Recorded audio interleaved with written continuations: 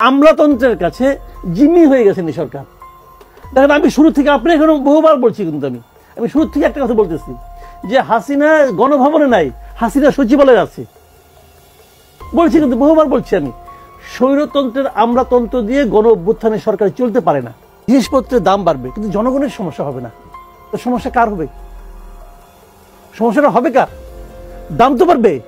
যে জিনিসটা আমি আগে 1 টাকা দিয়ে কিনতাম, এখন ওটা আমি 1 টাকা দিয়ে কিনতে পারবো না। আমার এখানে আরো কিছু ভরতে হবে। কষ্টটা কার হলো? আমার হলো না তার হলো? আমার তো হইলো। তো কি করে বলে যে আমার কষ্ট হবে না? হ্যাঁ, উনি বলবেন যে ভ্যাটের সামান্য বাড়িয়েছি। হ্যাঁ, সামান্যই বাড়িয়েছেন। ওই সামান্য সামান্য করে বাড়তে বাড়তে সব মিলিয়ে যে কত দাঁড়ায়, এটাকে উনি হিসাব করেছেন। আচ্ছা, ঠিক আছে, বলবেন না বেশি না, ধরেন আপনার আগে মাস চলতো হয়তো 40,000 টাকায়, এখন ওখানে আরো হয়তো 8,000 টাকা যোগ হবে, বেশি না, অথবা 5,000 টাকা যোগ হবে, ধরলাম 5,000 টাকা যোগ হবে। এই 5,000 টাকা ওনার জন্য কিছু না, ওনার জন্য কিছু না, কিন্তু যে সাধারণ মানুষ, সে প্রত্যেকটা খাতে বাড়তি দিতে দিতে তার জন্য অনেক টাকা। তো এগুলি যেগুলো বলে না, মানে এত হাসি উঠে, এবং এরা আবার দাবি করে তারা নাকি জনগণের সরকার। জনগণের নাকি এটা দাবি ছিল। জনগণের দাবি ছিল জুলাই বিপ্লবের সময় যারা বিপ্লব করতেছিল, রাস্তাঘাটে যারা মাঠে নামছিল, সাধারণ মানুষ, গৃহবধূ নামে নাই, নামছে তো, তাদের যে বলতেন যে ভাই আন্দোলনটা ভালো মতো করেন, এই আন্দোলন করলে 6 মাস পরে আপনার শতাধিক পণ্যে ভ্যাট এবং সম্পর্ক শুল্ক বাড়বে, কিন্তু তাদের বলতেন, তো আন্দোলন করতো আন্দোলন। সেই আন্দোলনের সরকার এটাকে বলবে আর বিশ্বাস করবো? এটাকে বাধ্য হলো ভ্যাট বাড়াতে? কেন বাধ্য হবে? এর বাধ্যতার কি আছে? শোনেন, কতগুলি বিষয় বলি, এগুলি বললে পরে লোকে আবার খারাপ বলে যে ভাই তুমি এখানে সবকিছু সমালোচনা করো। বাধ্য হবে কেন? বলতেছে যে তারা রেশিও, জিডিপি এবং ট্যাক্সের রেশিও বাড়াচ্ছে। পাবলিক তো বুঝে না জিডিপি আর ট্যাক্সের রেশিওটা কি। আপনি আধা ঘন্টা ধরে বুঝান, দেন পাবলিক বুঝে কিনা? পাবলিক এটা বুঝবে না। আচ্ছা, আরেকটা জিনিস বলতে পারে যে IMF এর চাপ। তো IMF এর সঙ্গে আলোচনা করার সক্ষমতা আপনার নাই কেন? নাই কেন? বড় বড় কথা বলে তো হবে না। আমরা বলে বেড়াই যে ডক্টর ইউনূসের সঙ্গে সারা দুনিয়ার হ্যাভি সম্পর্ক, একসঙ্গে বসে চা খায়। হ্যাঁ, একসঙ্গে বসে চা খাওয়া এক জিনিস, আর টাকাটা দেওয়া আরেক জিনিস। বলছে না প্রথমবার যাইনি, এত এত প্রতিশ্রুতি, 1 টাকা বাড়ছে, 800 টাকা। তো উনি IMF কে বুঝাতে পারেন না যে আমরা ওই সরকারের কে বিপ্লব করে আন্দোলন করে সরাই দিছি, তো ওই সরকারের যে শর্ত তুমি দিয়েছ সেই শর্তগুলি আমাদের জন্য রিল্যাক্স করো। উনি বলতে পারতেন না? এটা মানাতে পারছেন? পারেন নাই, জাস্ট পারেন নাই। ডক্টর ইউনূস ওয়ার্ল্ডের সবচেয়ে ভালো PR পার্সনদের একজন। পাবলিক রিলেশন এক জিনিস, আর দেশ চালানো আরেক জিনিস রে ভাই। এত সোজা না, পারেন নাই। জাস্ট আরো $1 বিলিয়ন চাচ্ছেন, এবং সেটা বোঝানোর জন্য এগুলি করছেন। কি রেজাল্ট হবে? আপনি বলেন কি রেজাল্ট হবে? কয়েকদিন আগে বাংলাদেশ ব্যাংকের গভর্নর বলছিল যে মূল্যস্ফীতি নাকি কমবে। তো আপনি সবগুলো ভ্যাট এবং সম্পর্ক শুল্ক দিলে মূল্যস্ফীতি কমে কেমন করে? জিনিসপত্রের দাম আরো বাড়বে, তো মূল্যস্ফীতি কেমন কমবে? তো একবারই এই সমস্ত পাগলে যখন আসে, সেই সরকারটা আসলে কার সরকার? জনগণের সরকার। জনগণের সরকার। তাকে তো ভোট দিয়ে জনগণই আনে। আর যে সরকারটা জনগণের ভোটের তোয়াক্কা করে না, তারা কিন্তু জনগণের কাছে ভোট চায়ও না, জনগণকে কিছু দিতে হবে বলে ভাবেও না। সেই সরকারকেই আমরা সংক্ষেপে স্বৈরাচারী সরকার বলি। তাদের লক্ষ্যটা কি থাকে? তারা ভাবে আমার ক্ষমতায় টিকে থাকতে হলে জনগণ দরকার নাই, আমার দরকার হলো প্রশাসন, আমার দরকার হলো পুলিশ, আমার দরকার হলো র্যাব, আমার দরকার হলো আর্মি, আমার দরকার হলো যাদেরকে আমি বেতন দেই তাদেরকে দরকার।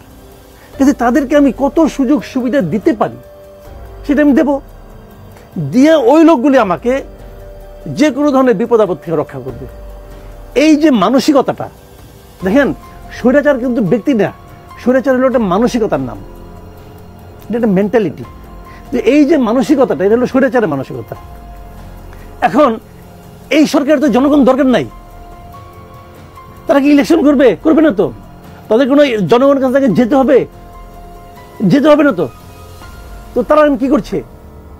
তারা এখন যেভাবে যা চাচ্ছে, আমি যদি অন্যভাবে বলি, মানে আপনি একটু আগে ওনাকে সমালোচনা করলেন বেশি কঠোর হয়ে গেল কিনা, এখন তো আমি কথা বলতে ভয় পাচ্ছি যে বেশি কঠোর বলে ফেলাই কিনা। আচ্ছা, কঠোর না, আমি যদি দুর্বল ভাবেই বলি, নরম ভাবে বলি, যে এরা যদি মনে করে যে আমি যতদিন থাকতে চাই যেমন ধরুন প্রথম তারা বলছে যা তাদের যে প্ল্যান, ডক্টর ইউনূস সাহেবের ঘোষিত প্ল্যান হলো দুইটা।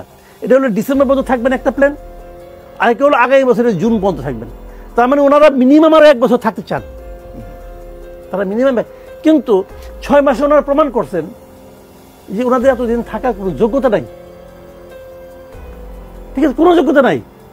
আমি সেলিম ভাইয়ের সঙ্গে একমত। আপনি বলেন তো ভাই, গত 6 মাসে তারা কি এমন একটা কাজ বলেন, আপনি চিন্তা করে বলেন কোন কাজটা তারা করছে যেটার জন্য তাদের উপর আপনি খুব হ্যাপি।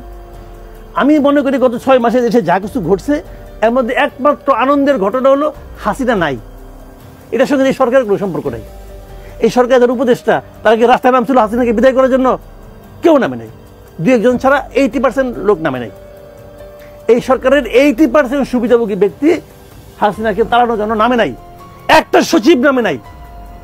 যে কটা সচিব চালাচ্ছে দেশ, যাদের জন্য তারা মহার্ঘভাতা দিচ্ছে, নামে নাই। এবং কেবল তাই না, দেখেন তারা আরো কি করতেছে। যে সমস্ত লোক আগে রিটায়ারমেন্টে গিয়েছিল, এখন তারা সবাই বাড়িছে যে আমি এলাম নির্যাতিত, আমাকে বিএনপি করার কারণে বের করে দিচ্ছে, সবাই বলতেছে। কিন্তু আবার তখন তারা যখন চাকরি থেকে বাইরে গেছে, তখন তারা সবাই অ্যাপ্লিকেশন লিখছে, আমি কখনো বিএনপি করতাম না, তাও আমাকে বের করে দেওয়া হলো, এগুলো বলছে। কিন্তু এখন তাদেরকে ভূতাপেক্ষা পদোন্নতি দিয়ে আবার ফেরত আনা হবে। এবং আনার জন্য প্রস্তাব কত? 42 কোটি টাকা লাগবে এককালীন। আবার তারপরে প্রতি বছর দিতে হবে 13 কোটি টাকা করে। টাকাগুলি কোথায় আসে ভাই? টাকাগুলি কোথায়? এটা গাছে আসে টাকাগুলি?